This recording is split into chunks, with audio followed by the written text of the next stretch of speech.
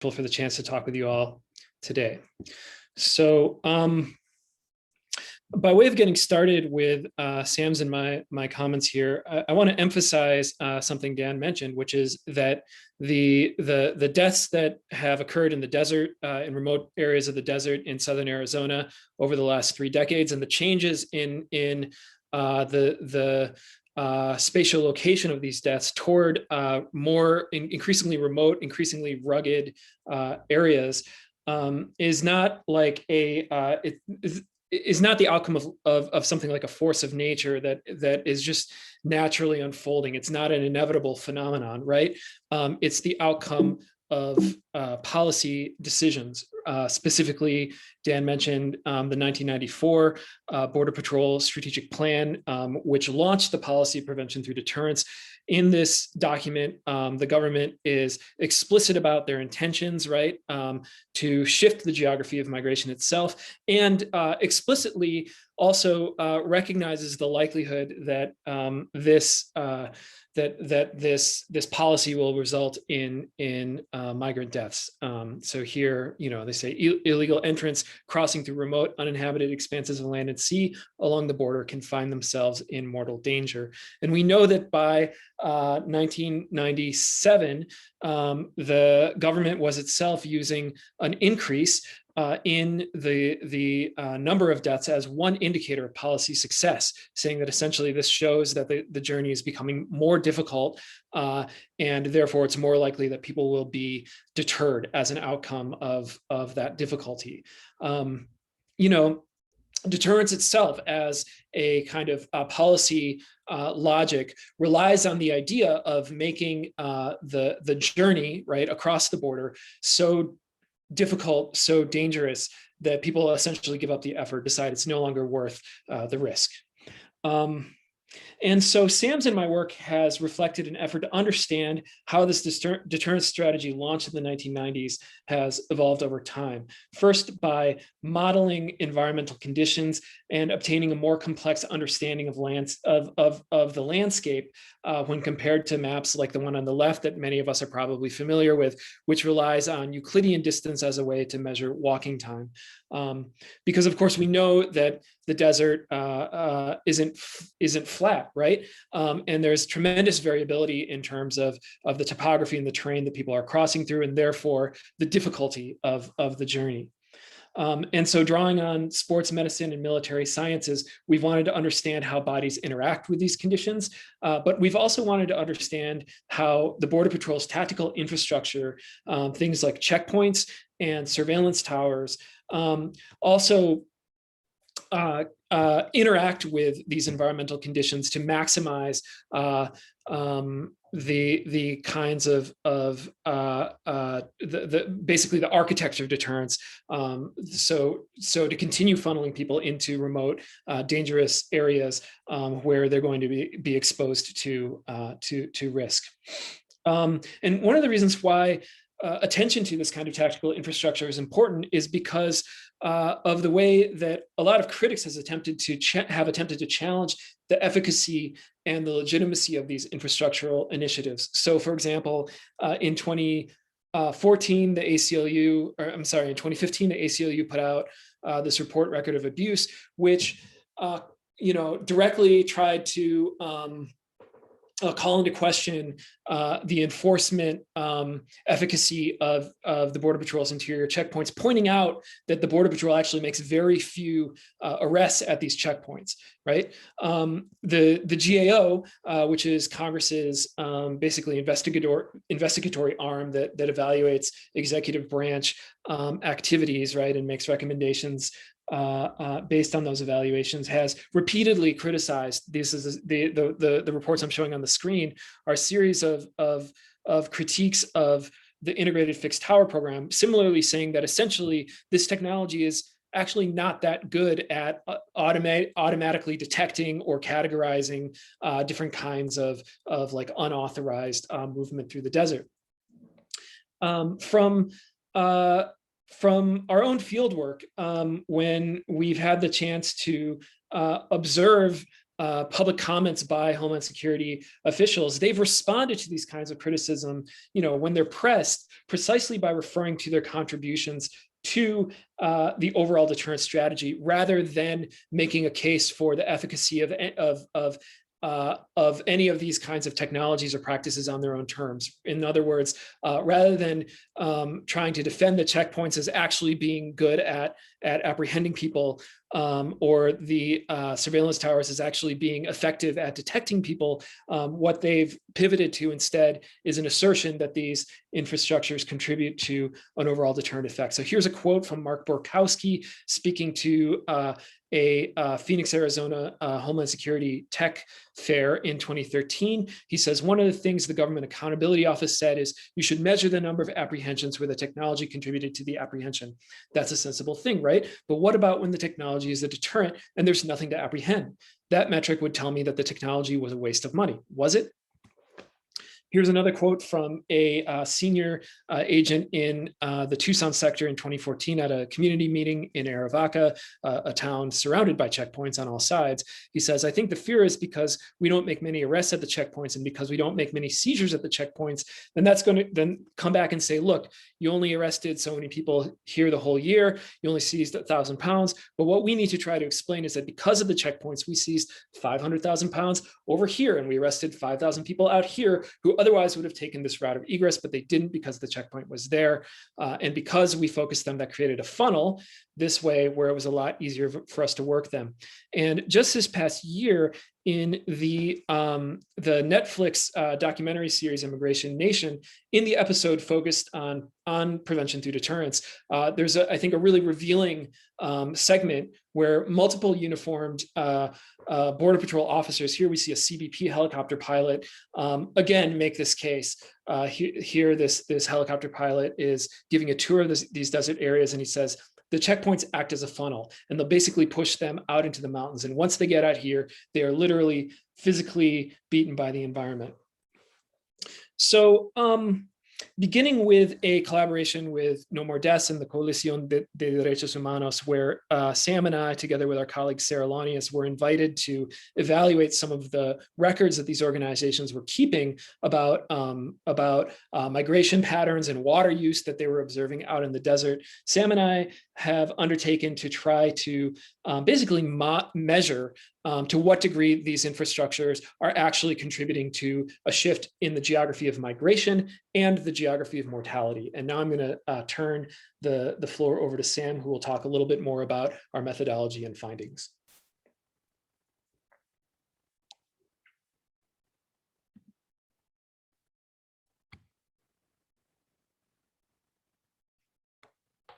Unmute myself. I'm going to go over basically how we quantified these things by mapping them. Slide. So it started off working with No More Deaths. Our team wanted to compare water usage at their stations compared to the ruggedness of the landscape. So we took several factors: the density of the vegetation, steepness of the slopes, the jaggedness of the landscape, and the temperature, how hot it was out there, and showed that there is a significant push of people into more, not only remote, but more rugged terrain, because the water is being used in these more rugged places through the years. Slide. And like Jeff was talking about, the checkpoints used a hotspot analysis to show the change in clustering of remains before and after the checkpoint. So on the left, you see a map showing an increase in the number of remains found post checkpoint.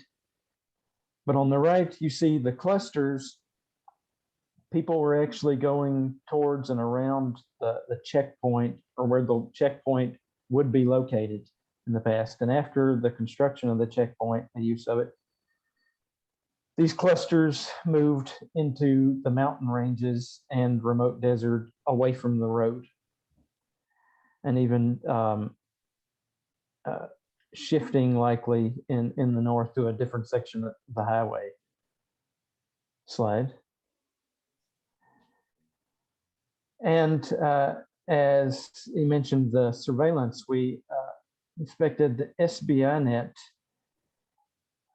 surveillance towers and compared this to the location of the remains, and showed that there was a shift into areas outside of surveillance. So in areas that the towers could not actually see. So the towers weren't functioning so much as capturing people being surveilled, but pushing people into unsurveilled areas. And that actually is consistent with some ethnographic studies also.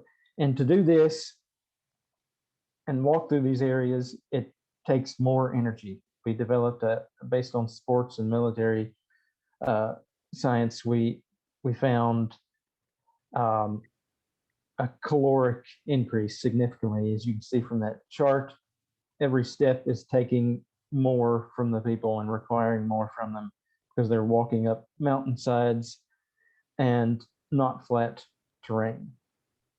Slide. And then collaborating with a physiologist and a climatologist, developed this model for not just the heat of the environment, but body heat. So use the heat balance physiological equation, taking into account the ambient temperature, the age of the people, perspiration, evaporation, all these factors, and found that people can only reach so far if they're not going to cool themselves. You see this red on the map, that's basically where someone can reach before being 3 degrees Celsius above their regular body temperature, which is reaching lethal and like heat stroke level. Slide. And to make a point, so the more remote they are, the more likely that is going to happen, because you only have so much distance to walk. And then a similar model with water. So estimating how much a person is going to sweat and lose, and their likelihood of dehydration going through different parts of these terrains, and comparing that to the location and mortalities, and showing that there's been basically a shift into areas that make the reliance on water even more important, not just because of the remoteness, but because it's landscapes that are more inclined to make someone lose water. Slide. And then compared the hot spots for the shifts in migration from the checkpoints to known psychological stressors. This sky view factor, basically when a person is uncertain of what is ahead of them and they're walking these canyons and mountains, they are more likely to become stressed because of the uncertainty. Plus, it's going to take them a lot more time and a much more physical strain, which is in turn a psychological deterrent. Slide. And we also, Jeff and I analyzed the density of remains through the years, and found there's a pattern of all these things working together, basically compacting where people walk, where there were more options to traverse the landscape. Over time, it's become much more dense and narrow and corral-like in and spatially. Slide. And these maps showing how that relates to the infrastructure, such as the border barriers and the checkpoints, and just other locations of the Border Patrol. Slide. And this is from the report. Those recovered remains per 10 square miles. Did this with Sarah, um, and you can notice that there's not only an increase in numbers, but also this shows a shift into the more dense. There's some concentrations, basically showing that funneling and corralling on the larger landscape. Okay. Yeah. So I want to wrap up Sam's and my contributions here by just highlighting some of what we think are the takeaways from this analysis that we've developed over the period of several years. So this is a chart from the report, from the BMI report that came out last week.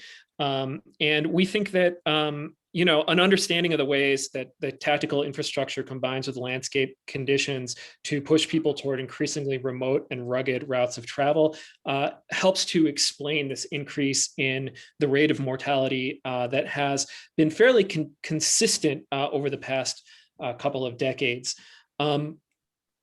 But kind of expanding out from there, also by understanding the ways that this geography of enforcement operates to maximize the kinds of physiological and psychological stress that people are exposed to, right, with the goal of accomplishing a deterrent effect, I think also helps us connect the accumulation of enforcement out in these remote desert areas with a whole host of additional policy initiatives that the government has undertaken and expanded beyond focus on clandestine border crossers alone to also include asylum seekers. So these include things like Operation Streamline, right, the mass prosecution initiative that results in prison sentences, the consequence delivery system, the reintroduction of family detention in 2014, metering, family separation, the migrant protection protocols, and most recently, Title 42 public health expulsions. When the government has had to defend these policies, they've often done so by referring to their intended deterrent effect, right? So this is a ICE press release from 2014 when the Obama administration revamped family detention, family separation. Again, former Homeland Security Secretary and White House Chief of Staff defended the family separation policy by reference to deterrence, the migrant protection protocols. Here they say MPP is the logical extension of the consequence delivery system. By the logic of it, it's the biggest deterrent of all, right? Subjecting people to these prolonged uncertain waits in Mexico in conditions in which there's very little infrastructure, they're very vulnerable, they have few resources to survive on while waiting to pursue their legal case in the United States. And finally, we have the Title 42 removals. Which I think, and we make some suggestive comments about this in the report itself, right? By returning asylum seekers immediately back to Mexico without an opportunity to pursue their case, we think that this partially explains, right, the increase in migrant deaths that were recorded this past year, because clandestine entry through remote desert areas becomes the only viable means for actually entering the United States for many of these people. So to wrap up, one, I think it's important to highlight that what is happening today represents a suspension of the United States asylum obligations, both in principle and in practice, but also under its own logic, right? The deterrence policy requires an endless escalation of suffering, trauma, and hardship to the point that it exceeds the conditions that people are fleeing, right? Or the anguish of being separated from their loved ones in the United States. So I think that understanding that is the logic of deterrence sets us on that kind of trajectory. I think it helps us understand the evolution of these strategies over time, but it also raises fundamental legal, moral, and political questions.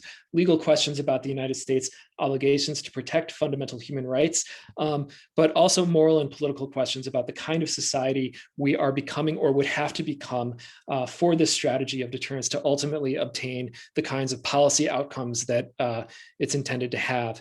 And I think it's important to pause on the fact that despite a lot of promise to revisit and reform many of the policies implemented under the Trump administration, the Biden administration has been slow to actually do so, and is also, again, referring to a logic of deterrence to justify keeping many of these policy initiatives in place. So I will leave it there. Here are some of Sam's and my publications if you're interested, and you can also always contact us if you would like if you would like to follow up on anything we've shared here. Thank you, Dr. Boyce and Dr. Chambers. Now would like to take the opportunity to introduce Dr. Gabriela Soto. Dr. Soto, the floor is yours.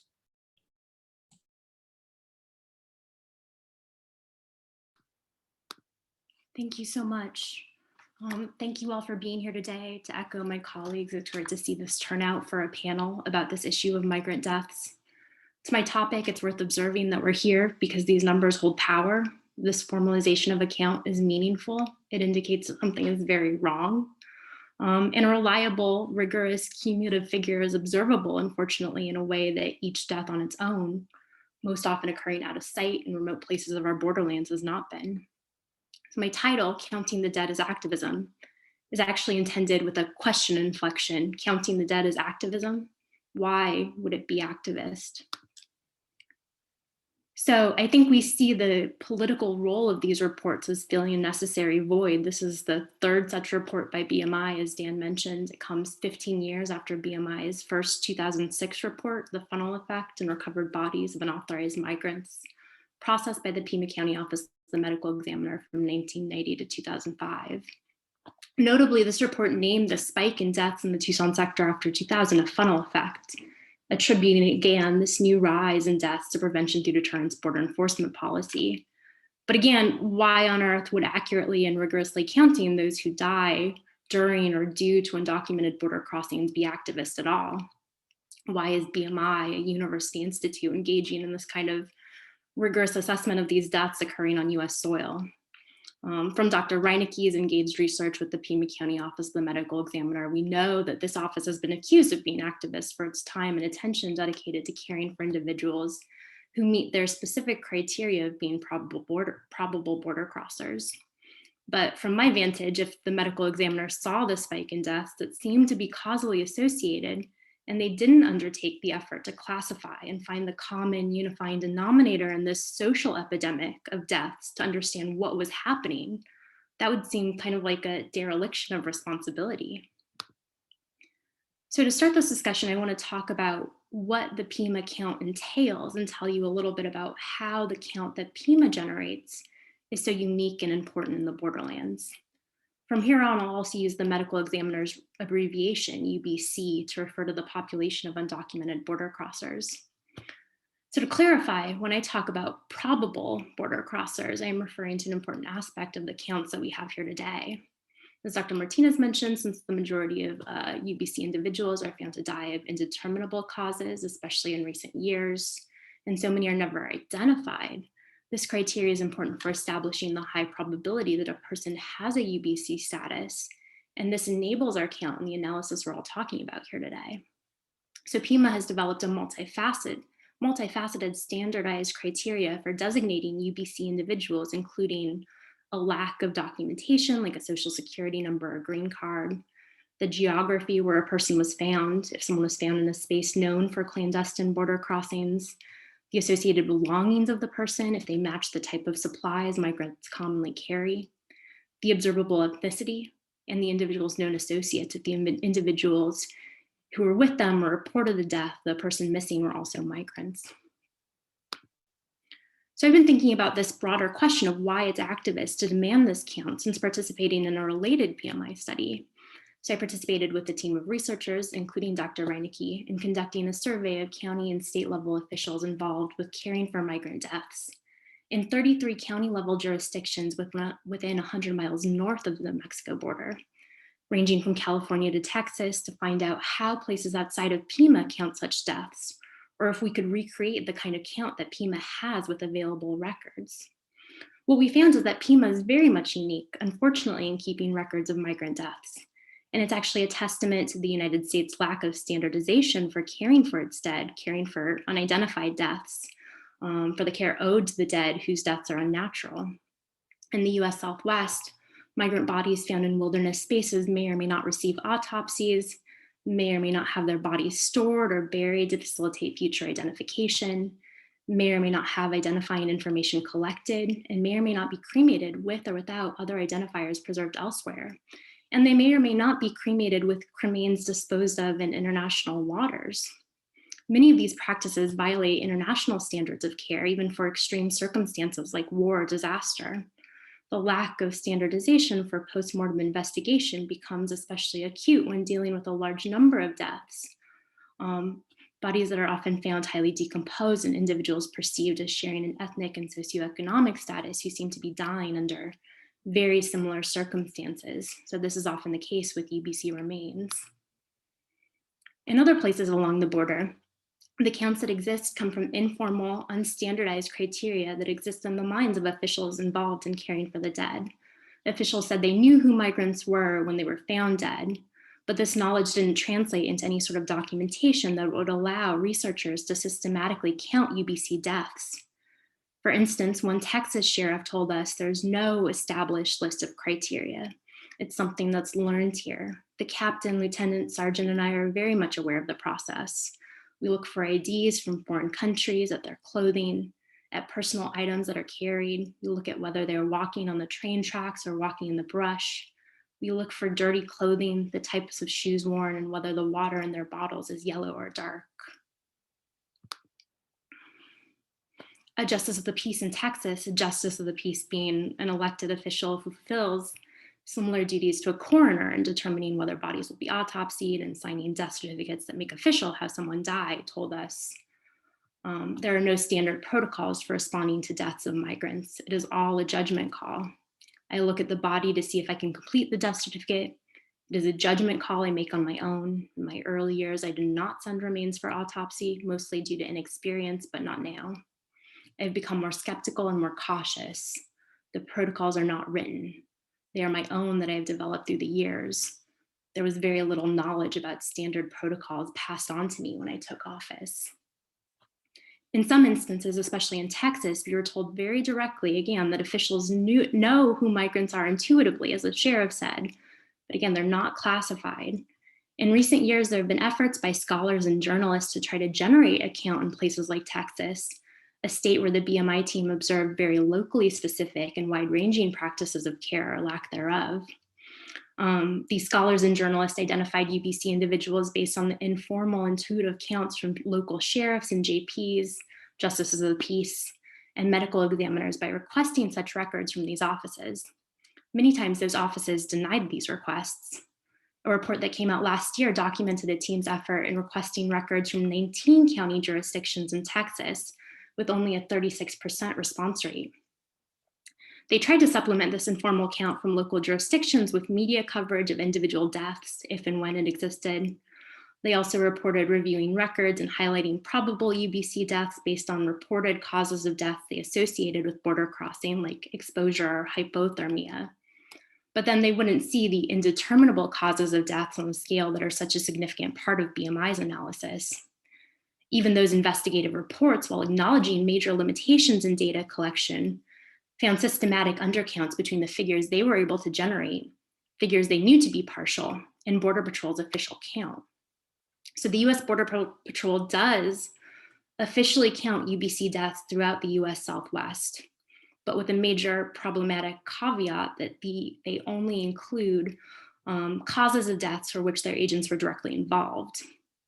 And so actually the troubling reality is that while living migrants, or what other scholars have cynically described as only deportable individuals, fall under Border Patrol's jurisdiction, when these individuals die, they are no longer Border Patrol's jurisdiction. Death prompts this jurisdictional alchemy, where living migrants fall under the federal jurisdiction of Border Patrol, but those who have died become the responsibility of local places.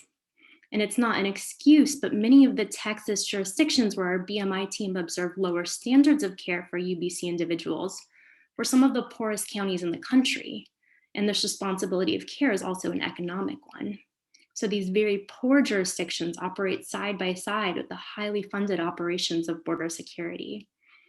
So what's notable here is that Border Patrol is the agency that generates the official counts, but they don't have jurisdiction over migrant deaths.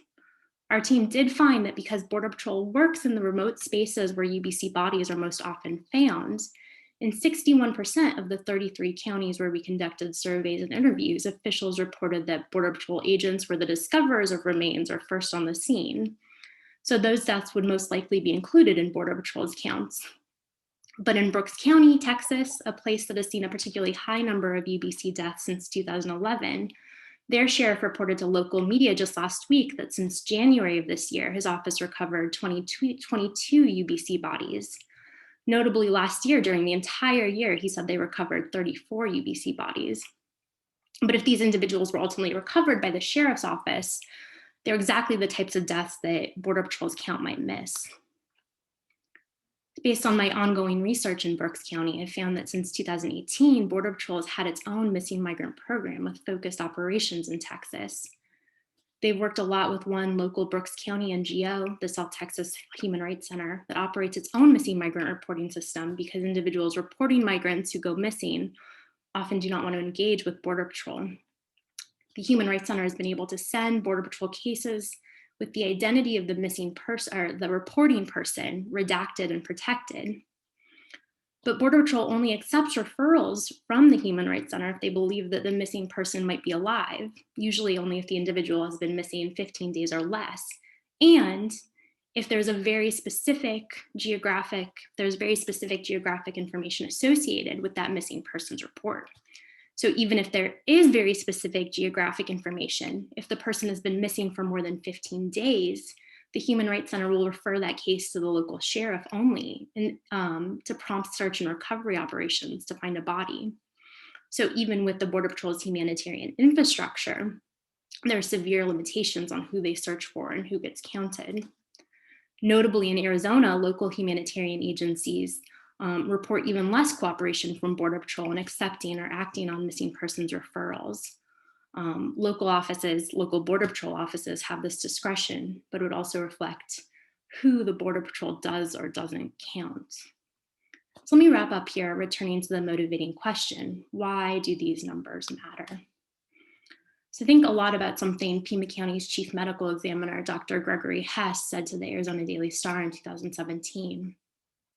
He said that to keep track of deaths is, quote, a hallmark of civilized society, and we do so with the intent to decrease those deaths or take policy measures to help whatever the issue is. That's what these vital records are supposed to do. On a national scale, the Center for Disease Control and Prevention collects deaths disaggregated by manner, cause, race or ethnicity, demographic, gender, et cetera, to figure out how people die and to prioritize public health dollars or potential policy change to prevent death. However, the information the CDC collects is habitually blind to social vulnerabilities that inform how and why people die in a manner that seems to most often disadvantage poor and minority populations. So this makes issues like migrant border crossing deaths, deaths at the hands of police, poverty-related deaths, occupational data that puts people at risk of dying of COVID-19 most recently. This makes them all eligible to policymakers as public health risks. It's notable that the George Floyd Justice and Policing Act mandates for the first time that police use of force data, including use of force resulting in death, be systematically counted on a national scale, disaggregated by ethnicity, demographic, and other relevant data. I've also been thinking about the one social vulnerability that is captured on the US standard certificate of death, which is tobacco use. When tobacco use was put on the standard death certificate in 1993, and started systematically going on state certificates in that time period. This is where state certificates are based on the US standard, but often record less information. One public health researcher said to the New York Times that, quote, this collected data, deaths attributed to tobacco use, sends a very strong message as institutional recognition of the role of tobacco in deaths. For people on the borderline who still don't believe the evidence is all in, this is the signal that we're not kidding. Unquote. That's the power of these records. It gives political legibility to this data and access strong proof that we're not kidding. There's a pattern here. And I'm adding the sources that I referenced here just so you can look at those if you like. But I want to end on a note of hope. So this January, the Missing Persons and Unidentified Remains Act of 2019 was passed into law.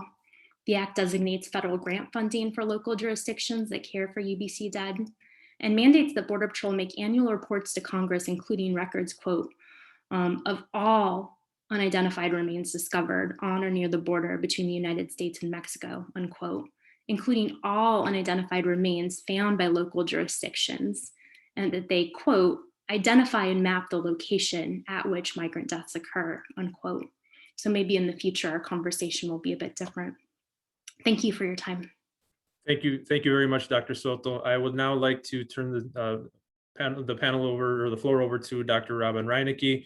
As Dr. Reinecke is pulling up her presentation, I will just ask if you have any questions for the panelists, if you could please use the Q&A function rather than the chat function. That'll allow us to keep track of the questions. Thank you.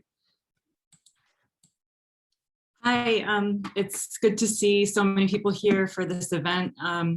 And it's such an honor to be among these scholars and this community, and many of the community, oh, thunder. Okay, there's a big thunder. And also I have Southwest Gas digging up my entire street in front of my house. So I apologize in advance for background noise. I'll try to project. It's been a little bit of a wild day, but I'm really happy about the rain. Anyway, so many of you present have also been deeply involved in this work, in witnessing the loss of life and disappearance on the border and responding to it. So I see you, and thanks for being here, and thank you for your work. Thanks also to BMI, especially Dr. Raquel Rubio Goldsmith, one of my most invaluable mentors, and to Dan Martinez for pulling us all together again, SBS for continued support and the room to do this, and of course the medical examiner's office. So I have been working on this issue with many of you since 2006. And what I'm working on right now is an article focusing in on the labor of families of the missing and the labor of families of the dead. And I think that those of us that have been so deeply disturbed and hurt and angered by state violence on the border, we've really focused a lot of scholarship, literature, and speaking out on the causes for the deaths, the numbers, demographics.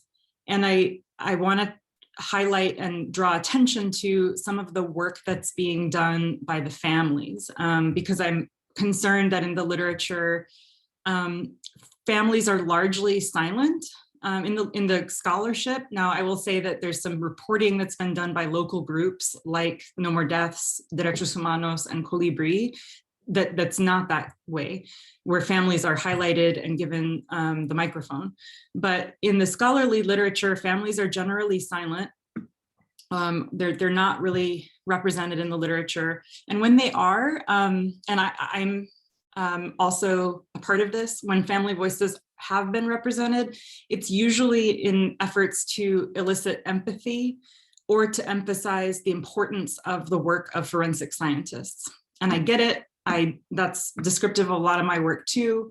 But what I've been slightly concerned with recently is what are the unintended consequences of constantly kind of framing the families as passive. And I think that what we're doing in the literature right now is kind of painting a picture of, passive victims rather than activated, engaged, sometimes experts who are really deeply involved in making this issue visible, finding their loved ones, using forensic science, et cetera. So that's what I want to talk about today. And my thanks in advance to the Colibri Center for Human Rights for their continued work very closely with families and amplifying those voices. Some of the observations that I want to make today come from my research, and some come from my experience with Colibri, which I co-founded in 2013, and I left in 2019, and the organization is now in the wonderful and capable hands of Tony Vanegas. So I've been looking back on what did I do and trying to understand it.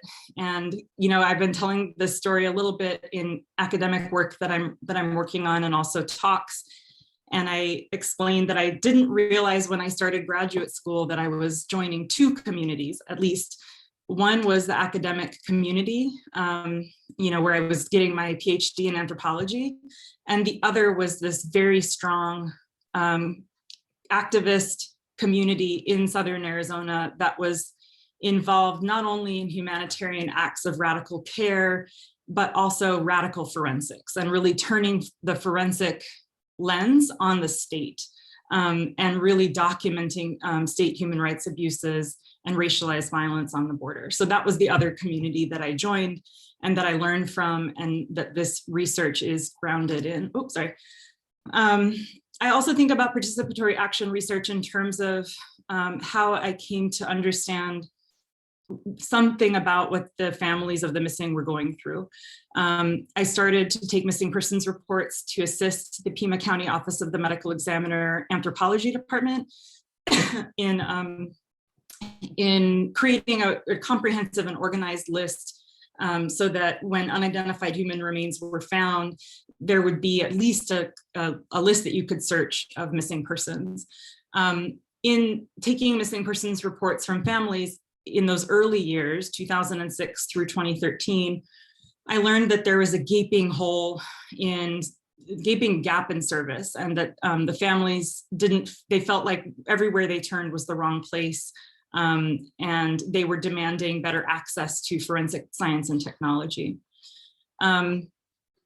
And what they were doing, and what I've been thinking about a lot, is forensic citizenship. And what I'm doing with this theoretically is combining some theories of active citizenship, and these are being developed by scholars who are challenging the kind of state-centric, state-dominant approach to defining citizenship, and instead looking at citizenship as active participation in the community, regardless of paperwork or the state role. And I'm looking at that alongside some of the work that's being done, especially in Mexico, into forensic civism. So if you're familiar with some of the work, some of the research and work being done by groups like Madres Buscadoras in Sonora, groups in Mexico who are finding and actually exhuming mass graves of their missing loved ones because the state is failing to respond. So these groups are actively educating themselves, becoming experts in forensic science, technology, evidence collection, and they're creating new forums for justice.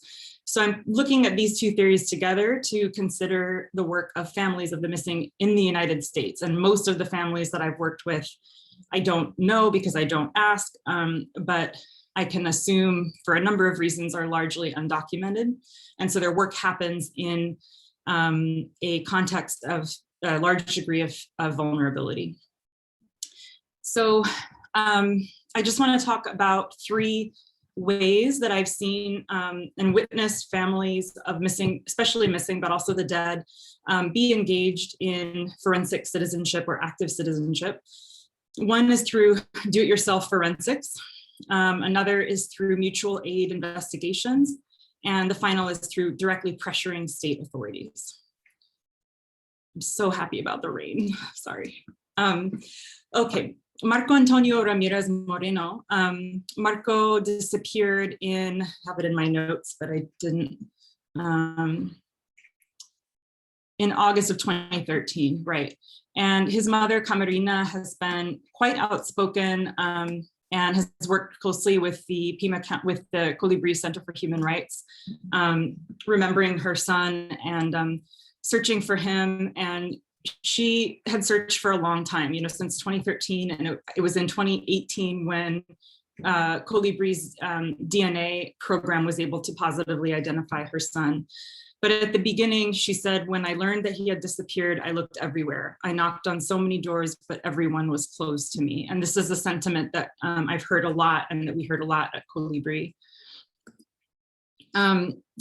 So the family of Nancy Ganosa, I have written about quite a bit and worked with this family since 2009. I've interviewed Nancy's daughter, Karen, a number of times and accompanied her through their search and ultimately finding the remains of Nancy. And similarly, Karen stated, I learned that there was no official help for an illegal immigrant gone missing in a foreign country unless she was declared dead. So we investigated ourselves. And they really did. Now, this family had a little bit more privilege than a lot of the families that I've worked with. They were not afraid of deportation. They spoke English. They had some economic resources. So to me, their story and what they were able to do in terms of investigation is kind of at the upper end of what families might be able to do depending on risks and vulnerabilities. This is just an example, this is an annotated missing persons report photograph of Nancy pointing out like scars and moles and details about teeth. So sometimes the DIY forensics can just be as simple as documenting and making visible all of the details about their loved one that are important to them and that might help in the search. This family did exhaustive work. They traveled to Mexico. They interviewed witnesses. They interviewed the inn owner of the place where Nancy stayed before she crossed. They went to Border Patrol. They were treated horribly. They tried to report, excuse me, at Pima County Sheriff's Office and were turned away. They reached out to a number of different groups on the border. They knew from their investigation that she disappeared along this stretch of South Mission Road, about, I think, 10 miles south of Mission San Javier. They were able to submit their DNA through Colibri and finally get news in 2017. It was late 2018. And finally be able to mourn her. But it was thanks to their investigation that, that we knew where to look geographically. Marco Antonio Chaparro Chan disappeared in 2013. And his mother, I showed her at one point how to use NamUs, which is a circumstantial database. Everyone, if you're interested in doing some sleuthing, I'm actually doing project-based learning with my students this year and teaching them how to use NamUs to search for possible matches. You can enroll as a public user and you can help. And we just need more eyes on this system because it's little details that can stand out, that can help resolve cases without DNA, which is a lot cheaper and more efficient. So I would often show families how to use NamUs and kind of walk them through it. It's a bilingual program. And Carolina, a couple of months after, noticed these pants, camouflage pants, and believed they were those of her son. And she said it wasn't the actual pants, but it was her sewing work, her own sewing work that she recognized. She had worked to make the pants slightly bigger so that her son could use them. They had been her husband's. And that was the link that led to a one-to-one DNA comparison and ultimately identified her son. So these are just a few examples. Another interesting process that I've witnessed is mutual aid investigations. So of course, organizing looks really different here. And there's some exemplary research coming out of Mexico and Central America and the work done by family associations of missing migrants who organize, they do caravans, they collectively visit government offices, and they make this form of disappearance visible in a highly public, street protest kind of way. That's not what we see here in the US for a number of reasons, but there are mutual aid groups. There's dozens of them on Facebook. This one has 28, almost 30,000 members. They share details about unidentified remains cases and missing persons and share, tips and one another's missing persons flyers. The Colibri Center for Human Rights responded to inquiries from families to be introduced to one another by forming the Family Network, which is a series of comités around the country, regional committees that meet regularly. And just a story about how we learned from the families on this. When first arranging the meetings, we kind of had this assumption that what families wanted was a space for like a support group / maybe community organizing. And really what we learned from the families was that they wanted a mutual aid. They wanted to share with one another who have you called? What's their number? How's the guy at this consulate? I was treated rudely by this official. You know, they wanted to share strategies. And certainly they really support one another and, you know, show up for one another and are on the phone with one another when people get news of identifications. So there's a lot of other things going on in that space, but I found it telling that, you know, really they wanted a space to investigate together. Some of these efforts of mutual aid have become more formalized. So Águilas del Desierto was actually founded by the brother of someone who disappeared. Eli Ortiz found the remains of his brother. So that's a particularly powerful example of how these investigations can unfold. And of course, many of you present remember the case of Lucrecia, where her father found her remains after official agencies either declined or failed. Armadillo's Búsqueda y Rescate is also comprised of immigrants. It's immigrant-led, and many people have friends or family who have died or disappeared. And I'm coming to the end here. Finally, pressuring for state forensic authorities. So for being able to do this are pretty limited. One example, Irma Carrillo spoke at the Inter-American Commission for Human Rights. And she's across the table from her, she's speaking directly to Border Patrol and FBI agents. And you can see her testimony if you go to Colibri's Facebook page, and one of their videos is the long, full IACHR hearing. So forums can be pretty limited, but I think families are actually making them. And this is a photo, just another example of mutual aid and support. This is the IACHR hearing audience. Many other families flew to Denver to be there and support Irma. And the families who couldn't travel sent the photographs and names of their loved ones to be held up by the audience.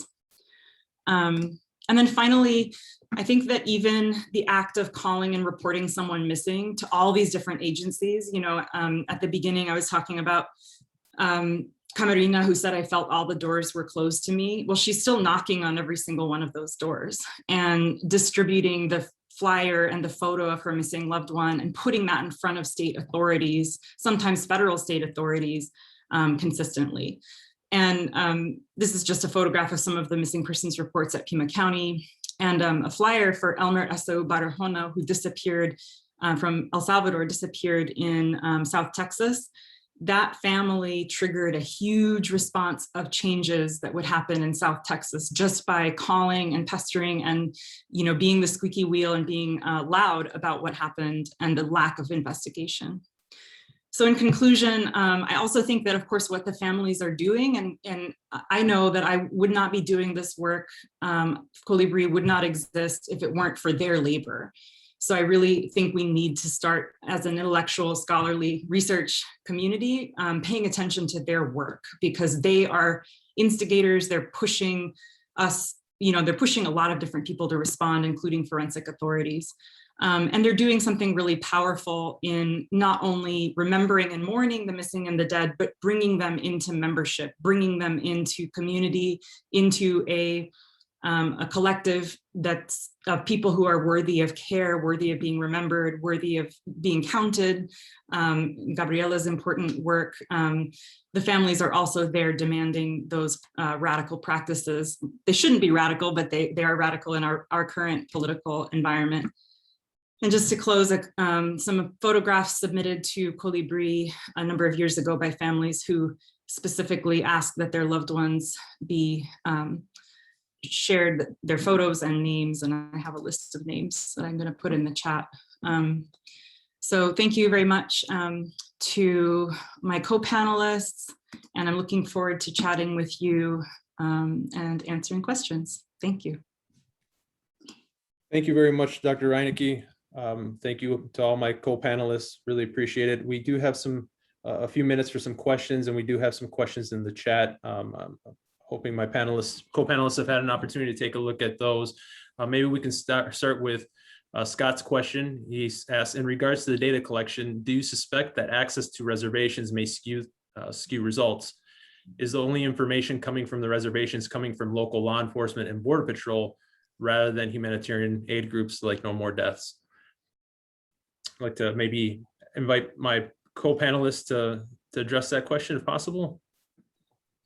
Any thoughts on that?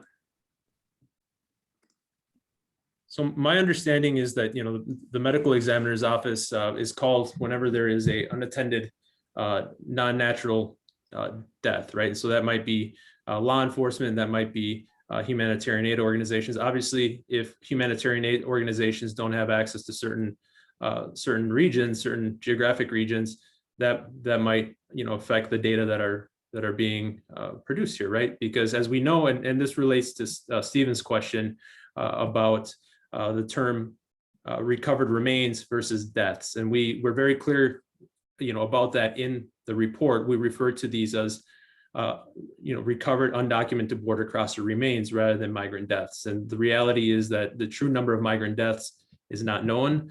I wish that we had a study where we could try to estimate the true number of deaths, but obviously with as with any type of research, there are data limitations. And so, we'd have to think through how you would craft a research design that would be able to allow us to adequately capture that empirical data, right? As it stands now, we're limited in the sense that this report and all these data that we've been discussing today are recovered undocumented border crosser remains. So obviously migrant deaths, border crosser remains, recovered undocumented border crosser remains are a function of several factors. Obviously we've talked about increased border enforcement, border militarization, increased traffic, in the desert, including border crossers themselves, as well as humanitarian aid organizations, hikers, ranchers, hunters, people who are just out and about, right? And so that's a challenge. That presents a notable challenge. I'm not aware of any studies that have actually been able to attempt to quantify true number of deaths. I think that would be next to impossible to do. But who knows? Maybe with I've been talking with a former student who is now a professor, assistant professor at SUNY Stony Brook, who was recommended maybe we can start using some Google satellite imaging to try to identify possible areas where essentially use like a multiple imputation, try to identify gaps in this, in these maps to see where we should find remains, but we haven't seen those or come across them. So that's a very difficult question to address. Do any of my co-panelists have some thoughts on that? Well, just quickly on the question about from Scott about do you suspect that access to reservations may skew results?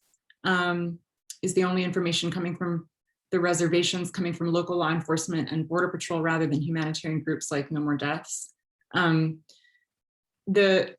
In my experience with the medical examiner's office, those groups are very, very loud directly to the medical examiner's office when remains are found. So there are problems with law enforcement not recovering remains or recovering them very slowly.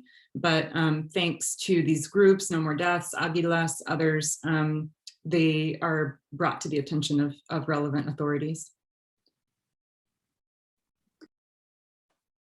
We also have another question from Anita. How do they differentiate between quote unquote Hispanic and indigenous dissidents, given the Tohono O'odham Nation makes up a portion of the border? Robin, you've worked very closely with folks at the medical examiner's office. I'm assuming that they take other factors into consideration besides ancestry, including personal effects, whether or not maybe whether or not there's a report of last seen alive, if they're traveling with a group of migrants. Could you maybe speak to that? Yeah, I know this was a question for Gabriela, so I want to make sure that she gets a chance to chime in, but real quick, I've studied this quite a lot and witnessed what they're doing in this predictive coding for UBC. And I would say 9 times out of 10, it's the geography where the remains were found that predicts that this person is likely UBC. They expect, and in some literature written by the former chief medical examiner and forensic anthropologist at the office, they say they expect that there might be some degree of overcount, but it's going to be very minimal. I think in the last 20 years, they've only moved someone from, that they had mislabeled as UBC like 2 or 3 times. So I don't think that actually ancestry assessments go into this UBC designation as much as it is listed in their literature. But I don't know, Gabriela has other thoughts on that.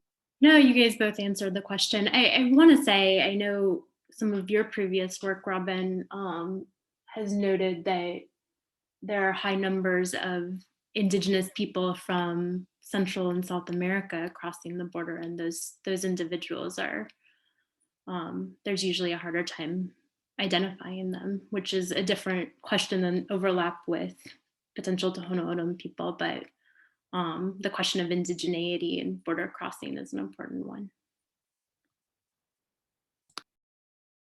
So Kurt has a question. It says, what steps could be taken to end this crisis, the crisis of migrant deaths in Southern Arizona? Any legislation, any on the ground measures? Jeff, Sam, do you have any thoughts on this? I'll offer a couple, and Sam and others in the panel can add your own thoughts. But yeah, I mean, I think in principle, the answer to this is pretty straightforward. I think if we look back at the last 26, 27 years of a steady escalation of deterrence policy along the border, I think we can conclude two things. One is that it has categorically failed to actually accomplish its stated objectives, and it has resulted in, I mean, it is, I think, based on all of the information being shared here, work by journalists, by scholars documenting the human toll of this, by the families themselves calling attention to it, I think it's morally indefensible.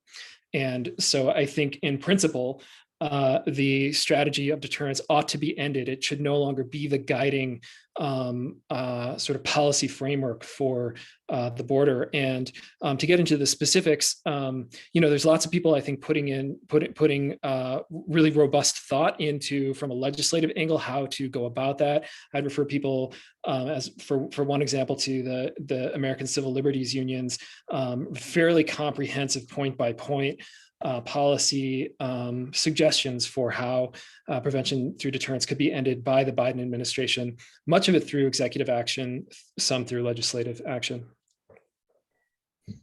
And I would just like to add, like, all the maps and the data point to each one of these additions to the policy, each new infrastructure, each new thing that's added contributes to this funneling, to that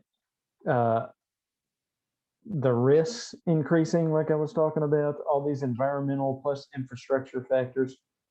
All this corresponds with the policy changes. So the data points to do this, you basically you need to undo it.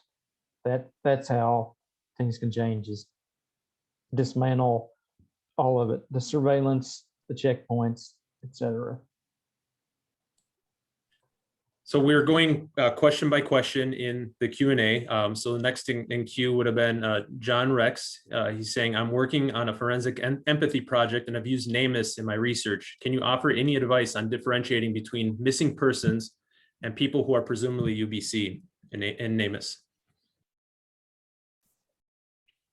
Oh, Robin, you're muted there. Oh yeah, sorry. I think what he's asking is, how do you differentiate among missing persons, people who might have been crossing the border? I think that's how I'm reading the question, which is hard to do. But most of the missing persons in NamUs in Southern Arizona are migrants. And most of the unidentified in NamUs for Arizona are migrants. So I hope that's helpful. I will also note that NamUs has kind of been problematic because in order to report to NamUs, you have to go to law enforcement. There's a lot of old cases in there that I entered with family permission, but NamUs really was unsupportive of the effort, and those cases haven't been updated in many years, unfortunately. I think the Missing Persons and Unidentified Remains Act does broaden who can enter reports in NamUs. So that's promising, but I think it'll be a little while before maybe it goes into effect. But I know you Yeah, can. NamUs is a little bit better now.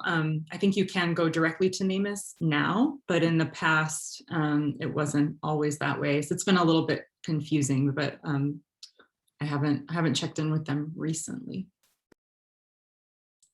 Well, unfortunately, we are at time. I'd like to thank my co-panelists, as well as all the attendees. I really sincerely apologize that we weren't able to get to all of your questions. However, some of our panelists have to run to class and have to teach and have other obligations. So if you do have other questions that weren't addressed, please feel free to reach out to us. We're available via email. All of our emails are listed in the report.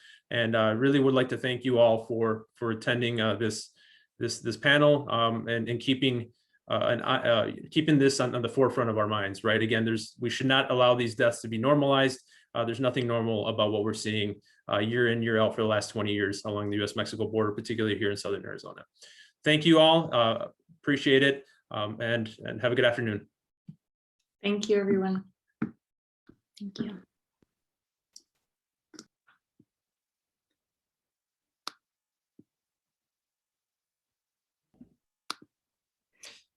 Thanks, Dan and Gabriella. That was great. Yeah, thanks. It was nice seeing you all. Likewise.